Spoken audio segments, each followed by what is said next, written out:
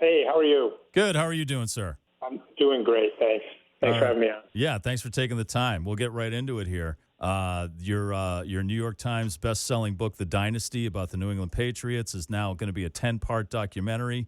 Let's just start with something I'm more fascinated with, besides the complexities of the egos and things like that. It's how did you get access to the Patriots organization? I mean, we know more about the CIA than we know about the New England Patriots. You must have naked pictures of somebody to get that. Oh, wait, we already have those with Robert Kraft. But you must have something on somebody to get that kind of access. When I started the project, which was right after the Eagles beat the Patriots in the Super Bowl beginning of 2018, I had been thinking about this for a long time, and I finally felt like it was time to pursue the book idea. And so I had no connection to the team. I didn't know Brady or Belichick or Kraft or, any of the other kind of key players up there. And I had never written about the team at all. So I was truly an outsider. And I thought that what I would do is that I would write a letter the old-fashioned way to Robert Kraft, because he's the owner of the team, and introduce myself, share some examples of things I've written in the past.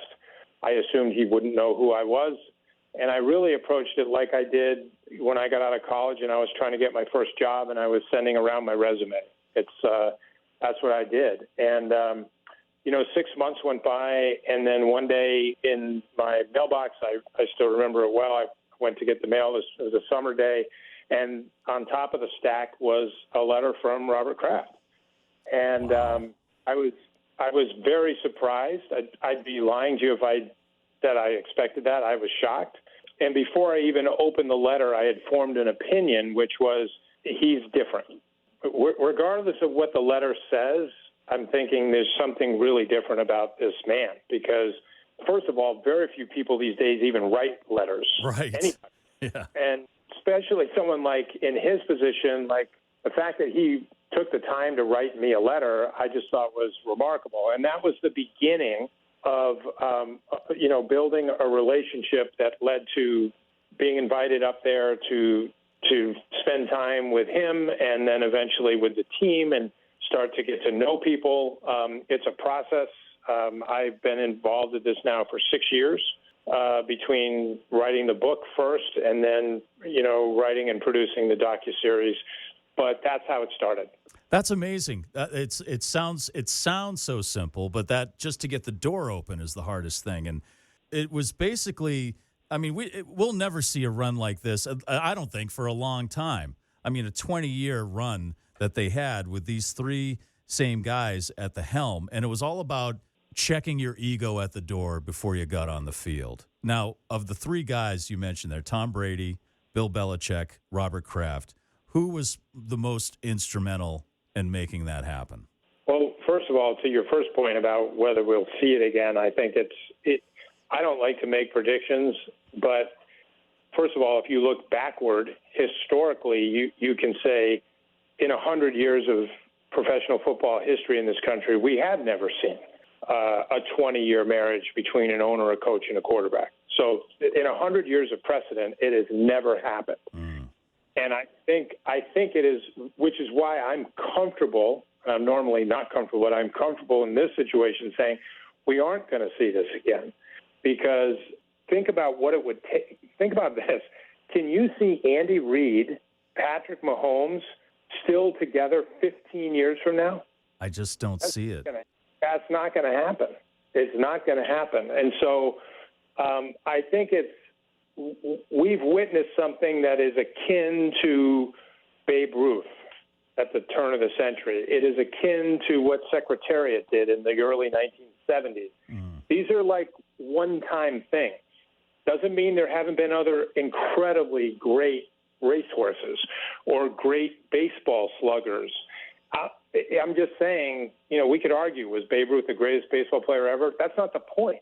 The point is you're never going to see another baseball player like Babe Ruth. You'll never see another golfer like Tiger Woods, ever. Regardless of whether you think he's better than Jack Nicklaus or not, there'll never be another Tiger. And I think it's safe to say you will never see another football team have the kind of longevity and success that Belichick, Brady, and Kraft produced for 20 years in New England. It's not going to happen.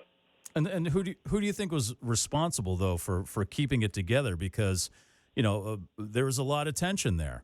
I mean, you're dealing with these guys who have to be uber confident to accomplish what they did. Who was the person that had the best hold on that? If the question is who was most responsible of the three for keeping it together, it's Kraft. I mean, that's not a hard question, because Bill and Tom are most responsible for what transpired on the field. Kraft is an owner. He doesn't put on a uniform and he doesn't wear a headset. So if you're talking about who's most responsible for what happened on the field on Sunday, Bill and Tom. If you're asking who's most responsible for why Tom and Bill were on the field together for 20 years, that's Robert. I mean, it's simple, because Robert's job is of the three, his is the job that's invisible to the public eye. You see what Tom does because it's televised. His is the most obvious because he's doing what's happening on the field and throwing the touchdowns and guiding the offense and firing up the guys on the sideline and all that stuff. Bill's job is also visible, not quite as visible as Tom's, but you see him on the sideline, you see him with the pencil in the air and talking into the headset and, talking to Tom as he comes off the field. And he's masterminding the coaching part.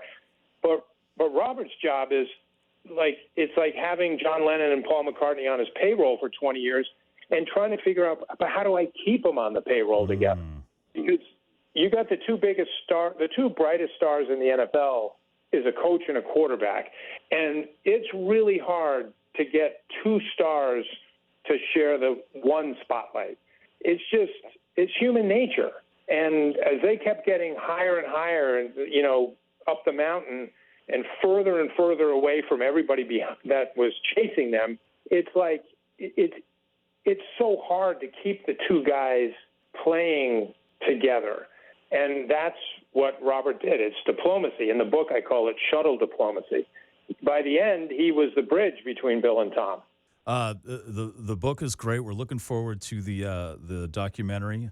And finally, before you go, Bill Belichick, a lot of people were surprised he didn't end up with a job after he got let go by the Patriots. I kind of think I wasn't surprised because I don't think any team wants him, despite his record, because they have to give up too much control. There's too much baggage. And with your insights, what do you think about that? I think it's ironic. Look, I'm more of a historian than I am a prognosticator or a hot take guy.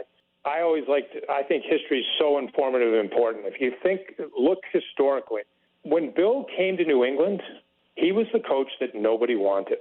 Nobody wanted him. And when Robert was contemplating hiring him and doing what Robert does, he was seeking opinions from people he trusted, smart people, experts, people in the commissioner's office, fellow owners, et cetera. He talked to the New York Giants because Bill used to work there as a defensive coordinator. And everybody he talked to said, don't hire this guy. You'll be making the biggest mistake of your life. The point is, nobody wanted Bill in the beginning. And then Bill came to New England, and after a, kind of rough first season where only won 5 games, off they went. They had the greatest run in the history of football. And in the end, once again, nobody wants Bill. For me as a storyteller and sort of when I look at the historic arc of this story, it's pretty remarkable. Yeah. It really amazed me. No one picked him up right away. And that's when I thought, you know what? Either they don't want to give up the control or he really pissed off a lot of people. Well, one more thing you could add to that is, and it goes back to the really good question you asked me a few minutes ago about who's most responsible for keeping this thing together. It adds another layer to the significance of what Robert was able to do for 20 years. It takes a really unique kind of person to do what he did. Everyone's thought Jerry Jones, after that disastrous playoff loss, was going to fire Mike McCarthy and call up Bill. That didn't happen. It didn't happen. And I think that we didn't just learn, we learned a lot of things in the last month, but one of the things that I think historically people will come to appreciate over time, and I think after reading the book or watching the series, they will too, that the role of the owner here is most owners screw things up. It's very rare that you can actually look at an owner and say, that guy was actually contributed in a big way to winning. Most owners in pro sports, in any pro sport, most owners end up messing things up. And that's not been the case in New England, quite the contrary. Yeah. All right. Well, Jeff Benedict, thank you for your time. The Apple documentary, The Dynasty, based on the best-selling book, starts on February 16th. Thanks a lot, Jeff. Good luck, man. Appreciate it. Thank you. Appreciate it.